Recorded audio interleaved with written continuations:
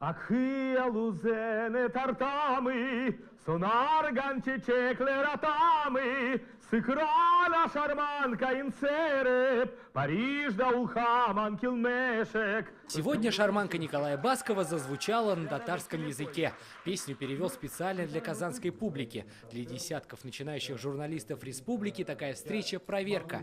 Ведь взять интервью у звезды – это целое искусство. Тем более главный натуральный блондин страны имеет большой опыт общения с акулами пера. Несмотря на волнение студентов, много шутили. Вы меня поправляете. Я не кидаюсь в журналистику.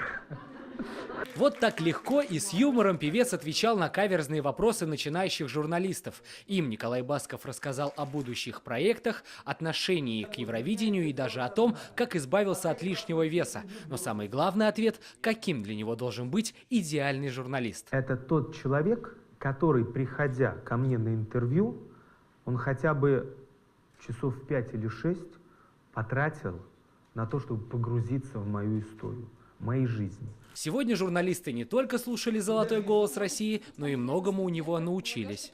Он в гармонии сам с собой, то есть ему нравится в себе все, он до этого шел очень долго, конечно, вот, но это мне очень понравилось, я даже начала задумываться, почему я так не могу? Я тоже могу любить себя такой, какая я есть. После мастер-класса стало понятно, что журналисты еще и настоящие фанаты певца. Николай Басков не отказал в автограф-сессии и селфи. Сергей Хайдаров, Рамзиль Гарипов, ТНВ Казань.